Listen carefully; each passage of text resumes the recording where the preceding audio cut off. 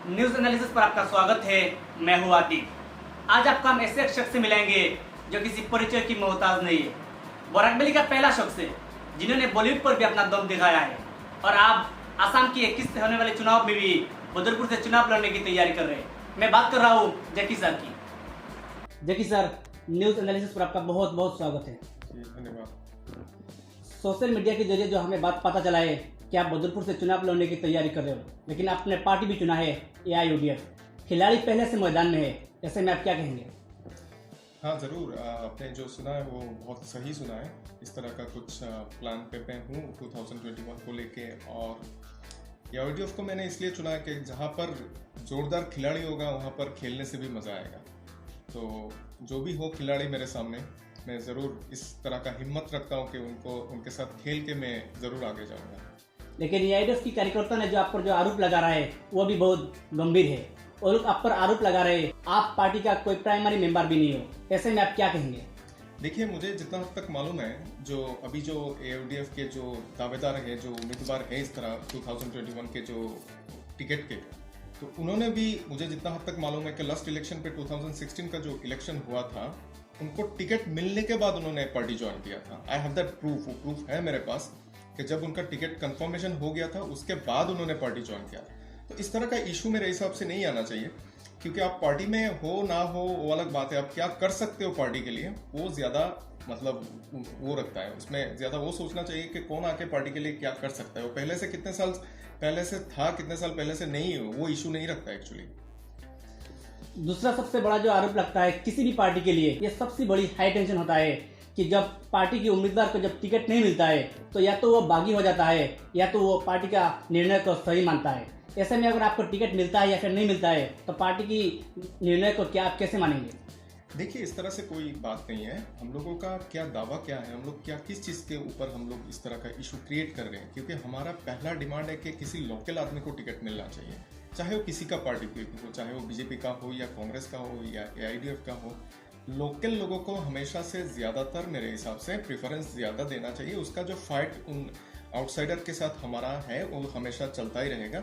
इस दौरान अगर किसी को लोकल का टिकट नहीं मिलता है तो कोई भी पार्टी को एक्चुअली प्रेफरेंस ज़्यादातर लोकल लोगों को देना चाहिए। तो आपने लोकल मुद्दा उठा लिया तो मुझे तो ये सवाल पूछना पड़ेगा, क्योंकि जो आरोप लग रहा है कि AIUDF की जो वर्तमान में कैंडिडेट की रेस में है आजीज, उनको ये कह रहा है कि वो बाहर की है। ऐसे में बाहर की और लोकल की क्या फर्क है? AIUDF की कार्यकर्ता तो कह रहे हैं कि राहुल गांधी भी अपने दूसरे क्षेत्र में जाकर चुनाव लड़ते हैं, नरेंद्र मोदी भी लड़ते हैं, आदित्य साहब भी लड़ सकते हैं। ऐसे में आप क्या कहेंगे? जी ज़रूर, इस बात को मैं मान सकता हूँ कि इंडियन कॉन्स्टिट्यूशन ने उस तरह का राइट्स दिया है कि कोई कहीं से भी इलेक्शन खेल सकता है। लेकिन बात अलग है, MP और MLA की बात अलग है। देखिए, एक MP का एक अलग ड्यूटी होता है, एक MLA का अलग ड्यूटी होता है। एक MLA का सिर्फ ये ड्यूटी नहीं है कि उस कॉन्स्टिट्यूंसी पे उनको रास्ता बनाना है या फिर सिर्फ डेवलपमेंट का इशू लेके खड़ा होना है। उनका बहुत सारा ड्यूटी रहता है। उस कॉन्स्टिट्यूंसी का हर प्रॉब्लम के साथ उनको जुड़ा हुआ रहना चाहिए मेरे हिसाब से। कहीं पर भी कोई इशू हो, कहीं पर कोई दंगा हो जाए तो पुलिस से पहले उनको पहुंचना चाहिए। कहीं पर कोई एक्सीडेंट हो जाए, कुछ बड़ा इशू हो जाए तो एम्बुलेंस से पहले मेरे हिसाब से उनको पहुंचना चाहिए। कहीं पर आग लग जाए अपने कॉन्स्टिट्यूंसी में किसी के घर पे भी, तो फायर ब्रिगेड से पहले एक MLA को वहां पर पहुंचना चाहिए। तो इससे क्या होता है, एक MLA का बहुत सारा ड्यूटी होता है। As I think so, as per my opinion, जो मेरा ओपिनियन है, MLA एक कॉन्स्टिट्यूंसी को रिप्रेजेंट करता है। जैसे सोच लिया, ये मेरा जो कॉन्स्टिट्यूंसी है, 1.5 लाख लोग, 150 to 160 लोग हैं यहाँ पर, 1.5 लाख से ज़्यादा। तो इनका एक गार्जियनशिप बनता है एक MLA का। तो अब बाहर के लोगों को अगर आप यहाँ पर MLA बनाओगे तो वो लोग, उनको आने में भी दिक्कत होगा, लोगों को उनके पास जाने में भी दिक्कत होगा। MP का एक अलग है, MP का सिर्फ डेवलपमेंट का इशू रहता है। लेकिन एक MLA का हर वक्त उनको अलर्ट रहना चाहिए, हर वक्त ऑन ड्यूटी की तरह रहना चाहिए। तो इस दौरान बाहर के लोगों को आने से इशू बहुत बढ़ते हैं और कोई भी प्रॉब्लम अल्टीमेटली सॉल्व नहीं होता है। अगर मान लीजिए आपको AIUDF की तरफ से टिकट मिल भी गया है और दूसरी तरफ कांग्रेस से चाहे 15 साल से जो विधायक है जमालुद्दीन को टिकट मिला है, ऐसे में आपकी और जमालुद्दीन के बीच में जब टक्कर होगा, आपका सबसे बड़ा मुद्दा क्या होगा? देखिए, मेरे हिसाब से एक चीज़ मैं बताता हूँ। जमालुद्दीन हमारे यहाँ पर 15 साल से विधायक रह चुके हैं, अच्छा काम उन्होंने किया है। लेकिन एक बात होता है कि अभी जो इशू है वो है सर्विस देने का इशू। डेवलपमेंट बहुत किया जमालुद्दीन ने, हम लोग सब मानते हैं इस बात को लेके। लेकिन अभी जो देश का सिचुएशन चल रहा है, और स्पेशली जो मेरे कॉन्स्टिट्यूंसी का सिचुएशन है, यहाँ पर सर्विस देना हर वक्त 24/7 सर्विस देने की सबसे बड़ी इशू है।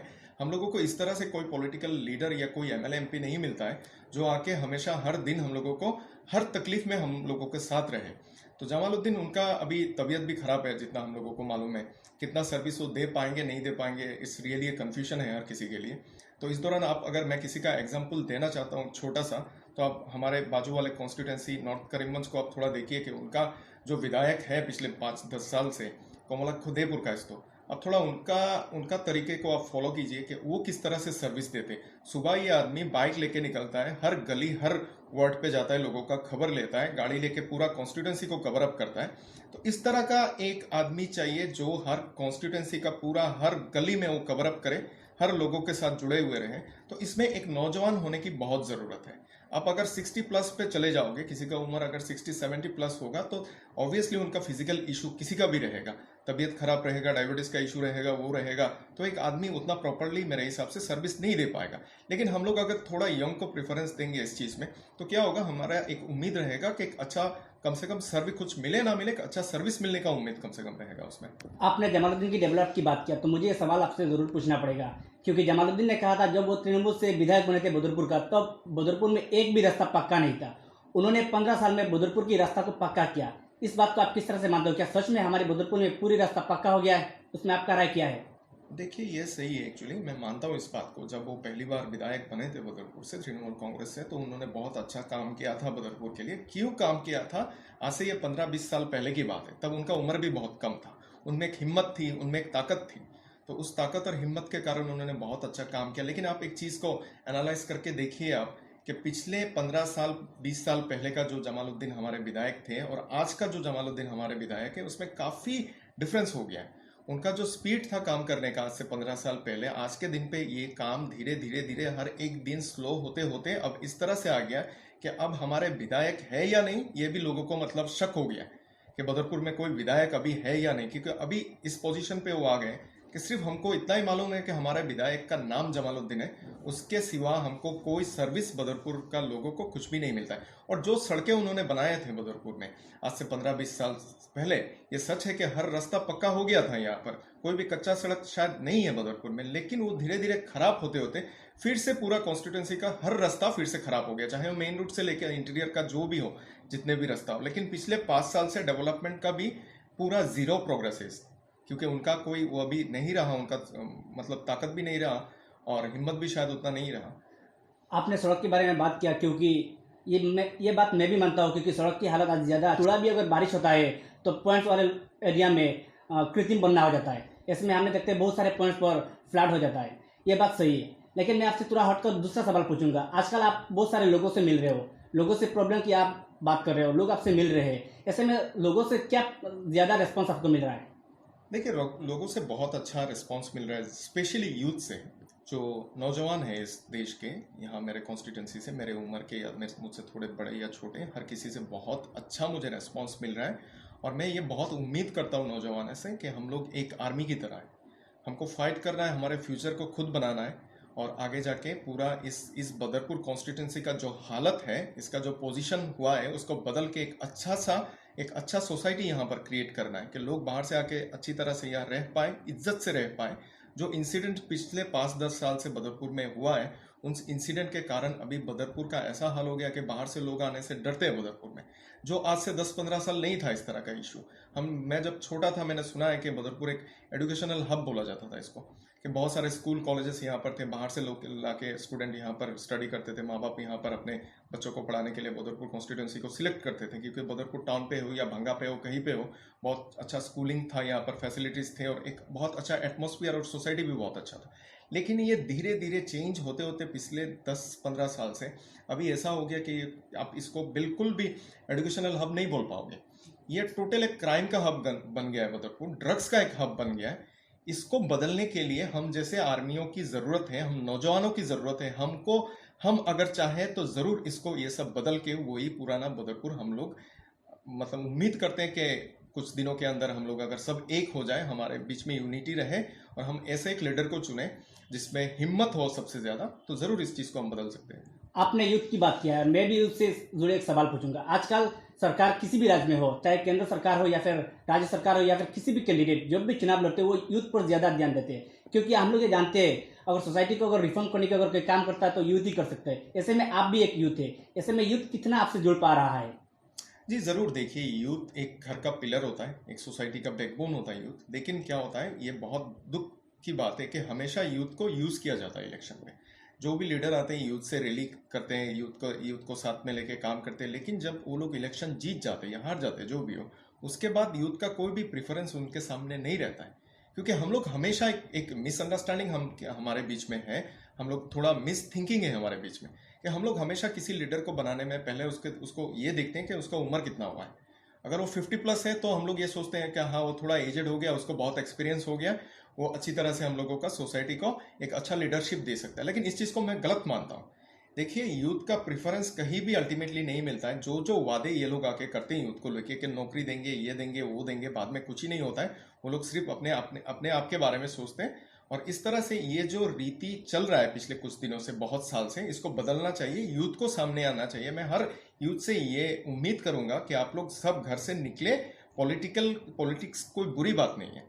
पॉलिटिक्स को कुछ गंदे लोगों ने बुरी तरीका से यूज करके उसको गंदा बनाया है। लेकिन पॉलिटिक्स ऐसा एक चीज है जिसको लेके आगे बढ़ने से हम लोग बहुत कुछ लाइफ पे चेंजेस ला सकते हैं। तो हर एक नौजवान, हर एक लड़का लड़की को जो एजुकेशन खत्म हो गया है जिनका, तो उनको बाहर निकलना चाहिए, यूथ के साथ मतलब यूथ पॉलिटिक्स में उनको आना चाहिए और एक अच्छा फ्यूचर हर किसी को मिलके बनाना चाहिए मेरे हिसाब से। आपने एक बात कहा कि यूथ को पॉलिटिक्स में जुड़ना चाहिए, ये भी मैं भी मानता हूँ, क्योंकि पॉलिटिक्स में जब भी यूथ देश का रिफॉर्म होना तय है। ऐसे में हम अगर देखते हैं कि यूथ का रिफॉर्म की बात, जब सबसे बड़ा जो मुद्दा होता है वो रोजगार की। हमारी बोराकबिल एक पिछड़े हुए एरिया है और बदरपुर उसका एक अंग है। ऐसे में जब भी कोई लड़का बड़ा होता है या फिर एचएस पास करता है तो उसको नौकरी के लिए कुछ भी नहीं मिलता है, क्योंकि हमारे वहाँ कंपनी का कोई व्यवस्था नहीं है या फिर किसी भी चीज़ का, किसी भी इंडस्ट्री का व्यवस्था ना होने के कारण हमें दूसरे राज्य पर जाना पड़ता है। ऐसे में हमें सबसे बड़ा दिक्कत होता है। इसके बारे में आप क्या कहेंगे?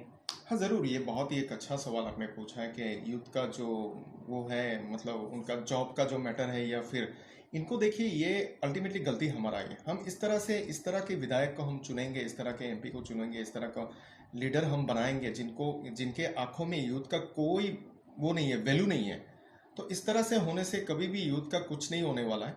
अगर एक यूथ ही दूसरा यूथ का प्रॉब्लम को समझ सकता है कि यूथ क्या सफ़र कर रहा है, पर्सनली हो, प्रोफेशनली हो, तो ज़रूर इस चीज़ को मैं ये कोशिश करूँगा। अगर उस लेवल पे मैं जाता हूँ हर किसी के साथ, अगर हर कोई मेरे साथ देता है, और तो ज़रूर ये मेरा पहला मुद्दा रहेगा कि हर यूथ को काम पे लगाना है। चाहे वो गवर्नमेंट जॉब हो, ऐसा नहीं है, ज़रूरी नहीं है कि हर किसी को गवर्नमेंट जॉब मिल जाए, लेकिन फिर भी बहुत सारे ऐसे चीज़ें हैं जो मैं ला के यहाँ पर लोगों का वो जो एक एम्प्टीनेस है लाइफ के जॉब पे, या जो मतलब कुछ बेकार जो लोग बने हुए यूथ स्पेशली, तो उनको ये रिकवर करने में मैं ज़रूर अपना लेवल तक मैं कोशिश करूँगा। और ऐसे मेरे हिसाब से बहुत सारे बाहर सिटी पे जाओगे, कहीं बाहर मतलब गुवाहाटी पे आप जाओगे, असम के कैपिटल पे, या आप out of India, out of state कहीं पे जाओगे, तो देखो आप सिटी का एक अलग लाइफ होता है। हर कोई यूथ कुछ ना कुछ कर रहा है वहाँ पर। हाँ, अपने आप पे पर्सनली बिजनेस कर रहा है या कुछ कर रहा है, लेकिन हर चीज़ के पीछे एक बैकअप होना ज़रूरी है। आप लोगों को प्लेटफॉर्म दोगे काम करने के लिए, तो बहुत सारे लोग आपके साथ आके जुड़ेंगे यूथ काम करने के लिए। तो ज़रूर इस तरह से कुछ ना कुछ इस कॉन्स्टिट्यूंसी के लिए करेंगे कि यहाँ पर कम से कम 70 to 80% यूथ को कुछ ना कुछ काम ज़रूर मिले।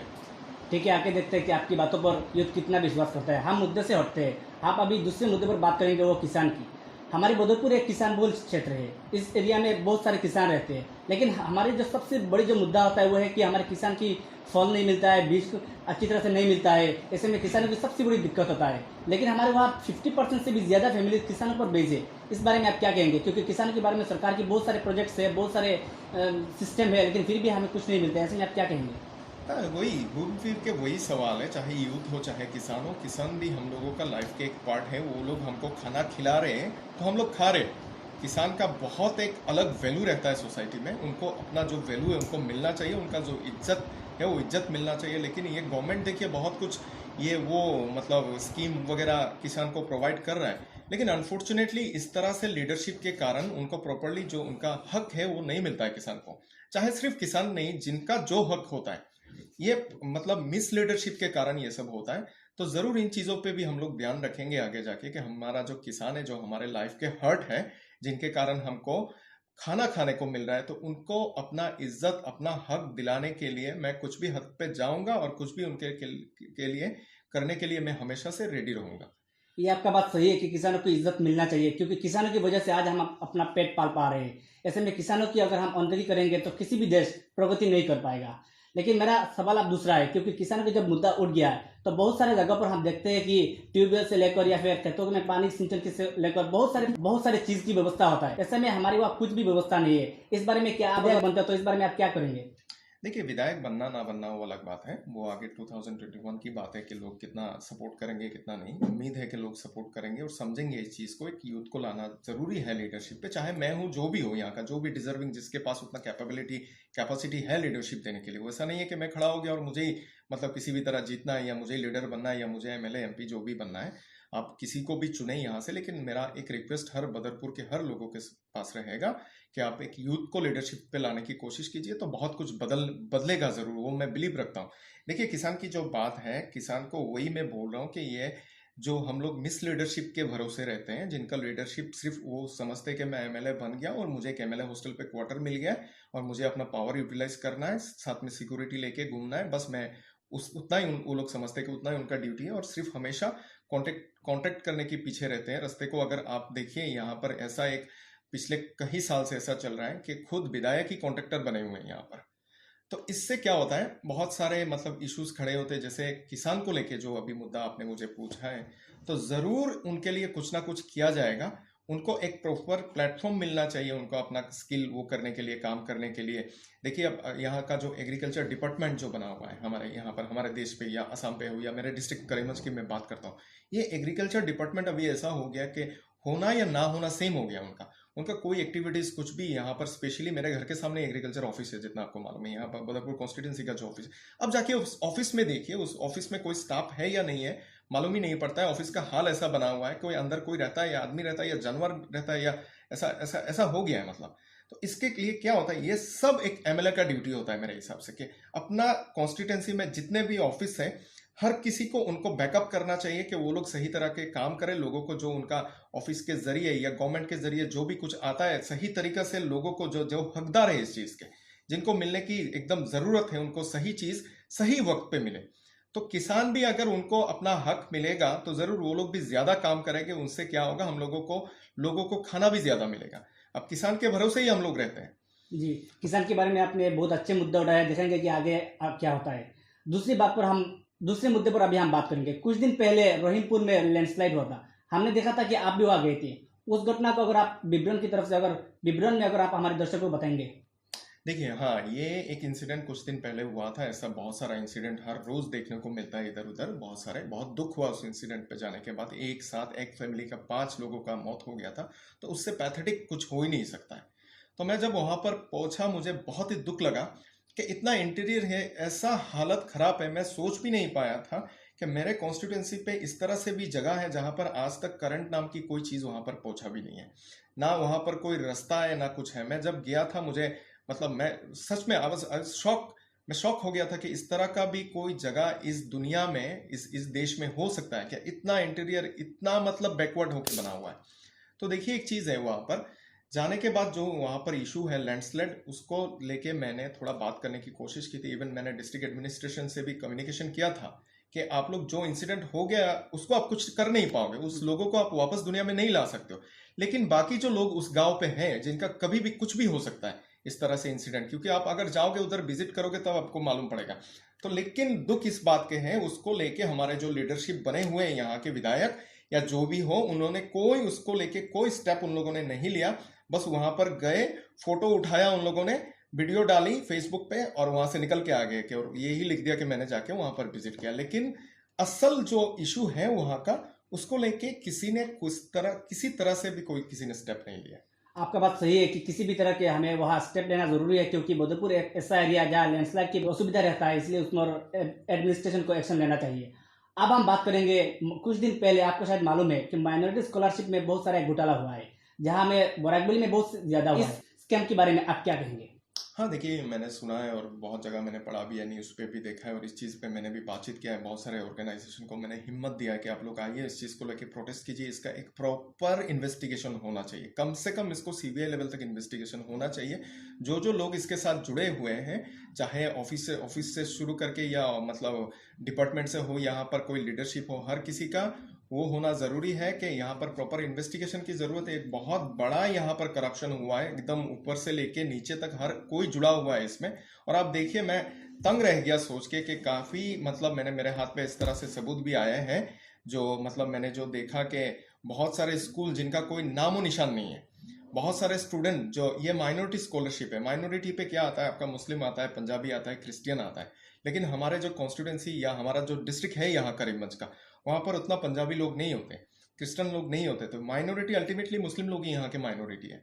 तो मैंने बहुत सारे यहाँ पर नोटिस किया है, ऐसा कुछ मेरे हाथ पे भी बहुत सारा सबूत लगा है कि नाम, पिता का नाम माइनॉरिटी जैसे दिया हुआ है किसी एक नाम, लेकिन जो स्टूडेंट जिसका नाम पे ये इशू हुआ है वो फिर मेजोरिटी पे आता है, उसका मतलब हिंदू कम्युनिटी या दूसरे कम्युनिटी से आता है। तो ये मेरा कोई हिंदू से लेके कोई इशू नहीं है, लेकिन ये बात करप्शन की है।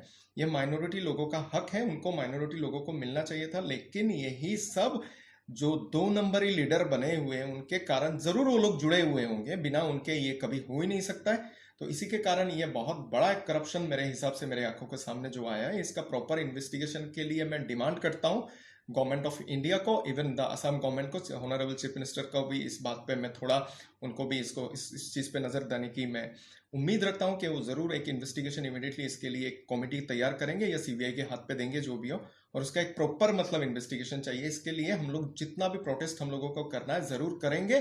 कुछ ही दिन के अंदर ये सब प्रोटेस्ट होना शुरू होने वाला है, और बहुत सारे ऑर्गेनाइजेशन को भी मैंने हिम्मत दिया है, बहुत सारे यूथ्स को भी मैंने बोला है कि अपना हक को लड़ने के लिए आप लोग सब बाहर निकल के आइए, वरना आज का देश ऐसा हो गया आपका हक आपको छीन के लाना पड़ेगा, आपको घर बैठे आपका हक कभी नहीं मिलेगा। ये बात सही है कि ये बहुत बड़ा स्कैम है, उसका पूरी तरह से जांच होना। लेकिन आपने चीफ मिनिस्टर साहब की बात किया, इसलिए मेरा मन में सवाल आ गया है। चीफ मिनिस्टर साहब जब सर्बानंद सोनोवाल साहब जब आसाम में बरकबेली में आए थे, तो उन्होंने कहा था उनको ये दुख लगता है कि बरकबेली के लोग जब कहते हैं कि मैं आसाम जा रहा हूँ, उन्होंने कहा था कि मैं बराक को और ब्रह्मपुत्र को एक करने के काम करूंगा। लेकिन कुछ दिन पहले जब 111 पद की एग्रीकल्चर विभाग में जब नियुक्ति हुआ था, तो उसमें बराक की एक भी लोगों को नहीं मिला। ऐसे में आप क्या कहेंगे, क्या बराक को अंतर्की किया गया है सरकार की तरफ से? हाँ, ये बहुत बहुत बड़ा इशू आपने बोला। ये बहुत एक दुख की बात है कि देखिए, हम लोगों को बराकबेली को हमेशा से एक डिप्राइव करके ये लोग रखते हैं। ऐसा सही बात है, जैसे भी हम लोग असम में हैं तो उससे से क्या होता है कि हम लोगों का भी ये बराकबेली को वो लोग हमेशा डिप्राइव करके, बराकबेली में ज़्यादातर मेजोरिटी क्या होते हैं, बंगाली मेजोरिटी है यहाँ पर, मोर देन असमिस। तो यहाँ का जो मेजोरिटी बंगाली है, तो उसको प्रिफरेंस मिलना ज़रूरी है बंगाली को, क्योंकि हम लोग यहाँ पर 95% से ज़्यादा बंगाली लोग हैं। यहाँ का कल्चर भी बंगाली है, सब कुछ बंगाली है। लेकिन हम लोग आसाम के हैं, तो आसाम से डेफिनेटली हम लोग आसाम से जुड़े हुए हैं। लेकिन ये जो उस अपर असम के है, जो ये इंसिडेंट जो अभी फिलहाल हुआ है कि बाहर के लोगों को अपॉइंटमेंट किया गया है, वो बहुत दुख की बात है। उसको भी लेके हम लोग प्रोटेस्ट की सोच रहे हैं, और ज़रूर मैं उम्मीद रखता हूं कि गवर्नमेंट के तरफ से कि आगे जाके इन चीज़ों को बंद करना चाहिए। वैसा नहीं है कि बराकबेली में आप असामीज को अपॉइंटमेंट नहीं दे सकते, वैसी कोई बात नहीं है। लेकिन कम से कम यहाँ पर जैसे बंगाली लोग मेजोरिटी है, तो मेजोरिटी लोगों को मेजोरिटी प्रिफरेंस मिलना ज़रूरी है। क्योंकि हम लोग, अगर हम लोगों का अपना हक, अपना ज़मीन है, अपना घर है यहाँ पर, यहाँ का कुछ भी अगर जॉब होता है तो पहले प्रिफरेंस हमको ज़रूर मिलना चाहिए। लेकिन हम लोग इस तरह से अगर डिप्राइव होते जाएंगे तो हम लोग भी आपसे सेपरेट होते जाएंगे अपर असम से। ये एक बहुत पहले से इस तरह का इशू चल रहा है। इसके लिए देखिए, एक दिल का रिश्ता होना ज़रूरी है बराकबेली और अपर असम में। तो दिल का रिश्ता तब जाके होगा जब हमको हमारा हक मिलेगा, आपको आपका हक मिलेगा, और एक साथ हम लोग तब जाके जुड़े हुए रहेंगे। हमें बताया गया कि आपकी टाइम की कमी है, कि आप दूसरी किसी मीटिंग में जाना है, इसलिए हम अपने सवाल को कम करेंगे। हम सिर्फ 2 ही सवाल आपसे पूछेंगे। पहला सवाल, क्या अगर आप विधायक चुने जाते हो, आप अगर विधानसभा में पहुंचते हो, तो पहला आप बदरपुर में क्या काम करेंगे? क्योंकि हमारे बदरपुर में कोई हेरिटेज साइट ही नहीं है, एक है लेकिन वो अनडेवलप है। ऐसे में हमारे बदरपुर की युवाओं के लिए कोई पार्क की व्यवस्था नहीं है, घूमने की अच्छी जगह नहीं है। ऐसे में उसके बारे में आप क्या करेंगे, पहले आप जीतने की बात, अगर आप जीतते हो? देखिए, अगर मैं जीतता हूँ, मैं इलेक्शन पे खड़ा होता हूँ, लोग मुझे जिताते हैं बदरपुर के लोग, तो मेरे सबसे पहले कुछ इश्यूज रहेंगे बदरपुर को लेके, क्योंकि मुझे पहले अपने यूथ को काम पे लगाना है।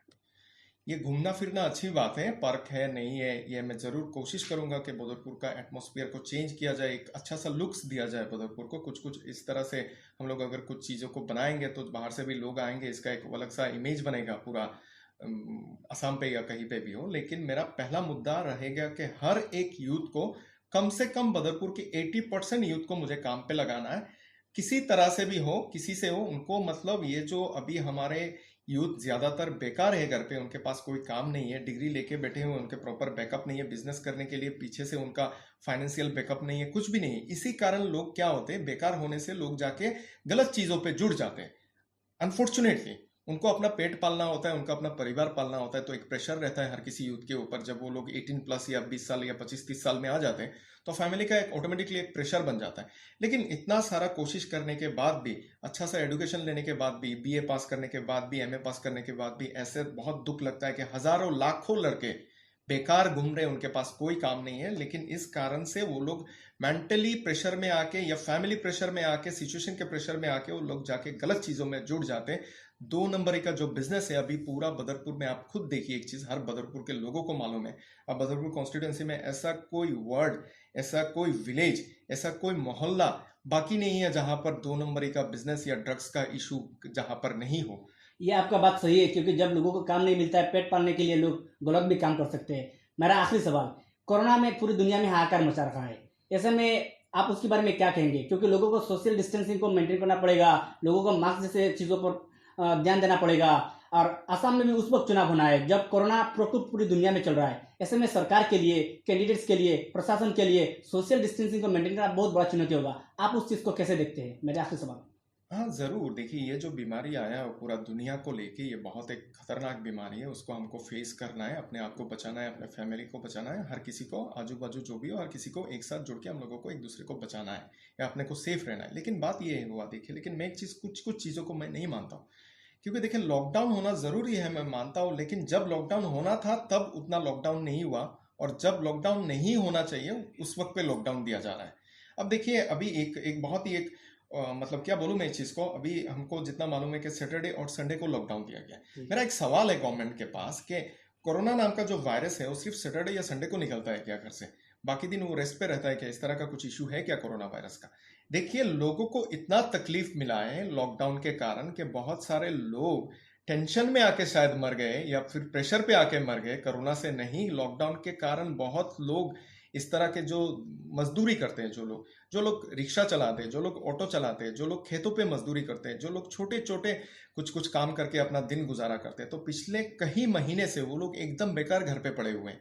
उनको ना कोई काम मिल रहा है, हर कोई बंद है, फैक्ट्री भी बंद है, हाँ, ट्रांसपोर्टेशन का भी इशू है लॉकडाउन के कारण। तो उस दौरान वो लोग अभी इस पोजीशन पे आ गए कि वो लोग धीरे धीरे सुसाइड करने की टाइम आ गया उनका। ये बात आपका सही है, क्योंकि लॉकडाउन के समय हमने देखा था, जब दुनिया ने जब लॉकडाउन किया था तो कोरोना वहाँ की प्रकोप चल रहा था, लेकिन हमारे उस वक्त लॉकडाउन किया गया जब हमारे वहाँ प्रकोप चल रहा है, ऐसे समय में लॉकडाउन उठाया गया है। और हमने ये भी देखा कि महाराष्ट्र, दिल्ली से कितने मजदूर अपने पैदल घर आना पड़ा। ये बहुत गलत बात है। हमारे बहुत बहुत शुभकामनाएं कि आप चुनाव जीते। बहुत बहुत धन्यवाद जकी सर। थैंक यू, आप लोगों को भी बहुत सारा मेरे तरफ से धन्यवाद। आप लोग ने अपना टाइम दिया, और मैं ज़रूर उम्मीद करता हूँ कि आगे जाके हम लोग जिस तरह से हम लोगों ने जो इश्यूज पे बात की है, बदरपुर के लोग होपफुली समझेंगे इस बात को, और एक साथ होके जुड़ के हम एक नया बदरपुर ज़रूर बनाएंगे। बहुत बहुत धन्यवाद। हमने देखेंगे कि आगे कैसा जकी सर की बात को बदरपुर के युवा, बदरपुर के नौजवान, बदरपुर के किसान, बदरपुर की महिला, हर कोई समझने में कितना कारगर साबित होता है।